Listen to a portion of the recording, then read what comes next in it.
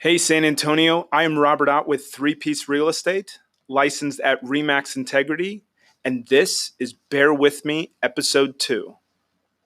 If this is your first time joining us, I am a San Antonio real estate agent, and this podcast is everything real estate related in San Antonio and the surrounding areas.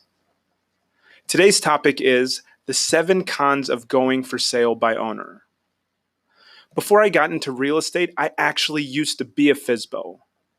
I thought I could save so much money by trying to sell the home on my own, and I ran into so many issues that I didn't even think of.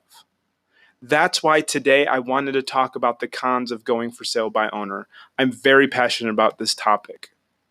So let's get started.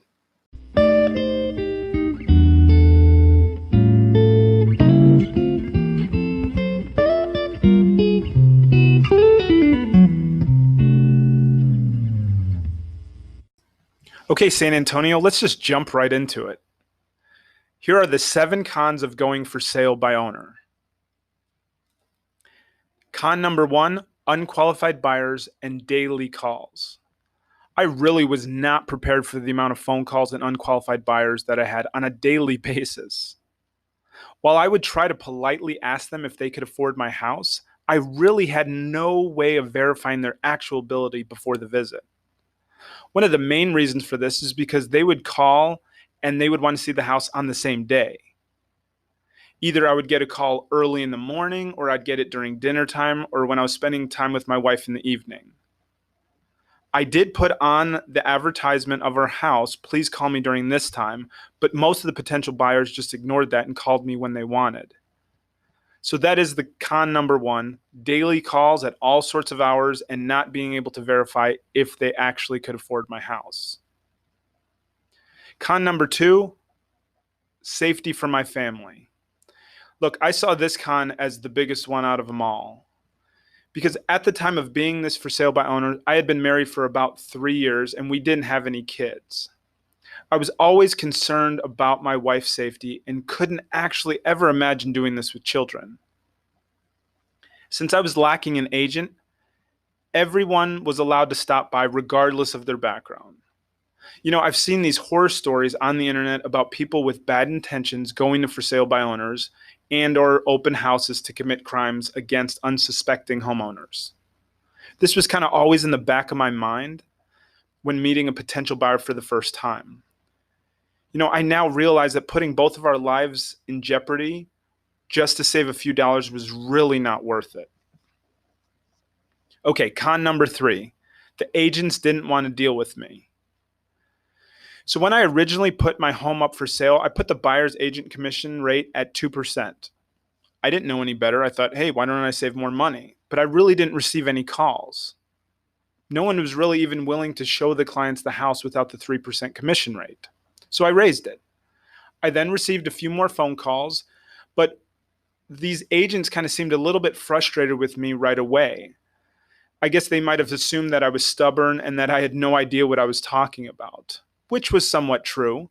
But now being a real estate agent, I can understand because sometimes homeowners have unrealistic expectations of their home.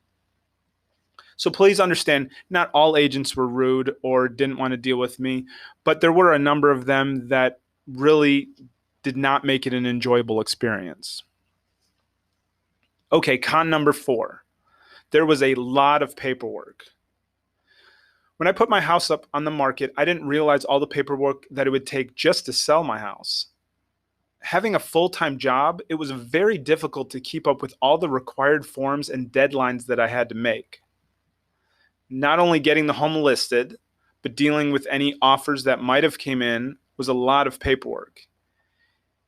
Even though I had dealt with some real estate before, a lot of the contract language and addendums seemed foreign to me. Unless you hire an attorney to read your contracts, you will really have to take the time to understand what deal is actually being made.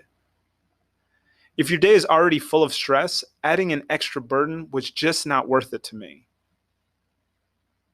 Okay, con number 5, marketing your house. So I thought that being a director of marketing and development at a private school, that I had the edge on a lot of homeowners to market my house. But really, I had no idea.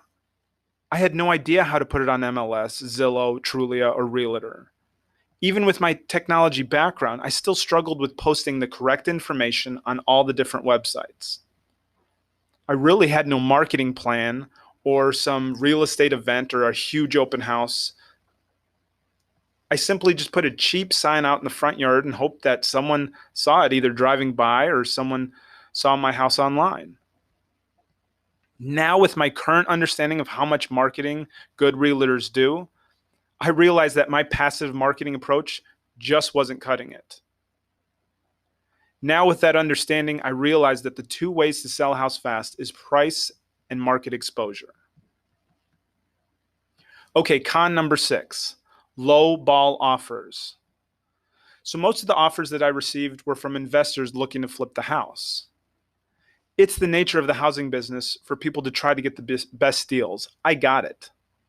But like most for sale by owners, I had this illusion that I would find this perfect buyer that would offer me what I wanted at the price that I wanted. Once I had so many showings with so many unqualified buyers, I realized that I wasted a lot of my time and effort just trying to keep the house show ready for people that were just going to make me an offer that was $50,000 less than what I was asking. Okay, con number 7, showing the house and dealing with rude people.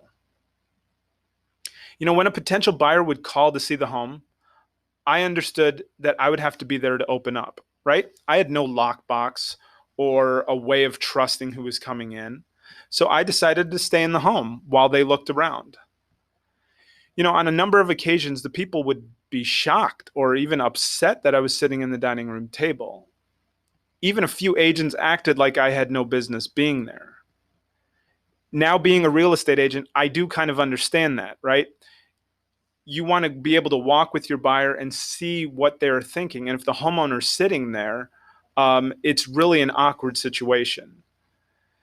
Even for the seller, right? When I was a seller, even if you have any sort of like slight emotional attachment to your home, then being there during the showing will not be easy on you, right? Buyers sometimes are not afraid of commenting on either how ugly your home is or how they would change this, this, and this. It kind of puts you in this defense mode right away.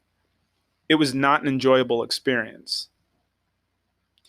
Dealing with all the stress and hassle was just not worth it to me.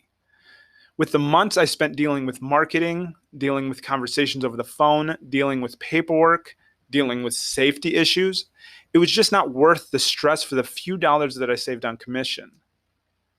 While I thought I was saving money on my own, I now realize how much potential money I lost because I did not use a real estate agent.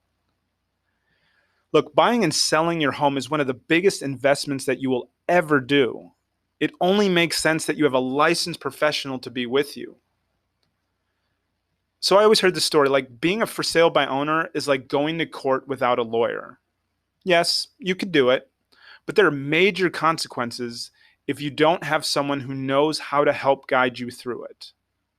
Look, this is just one opinion of a former for sale by owner, now turned real estate agent that really wants to help.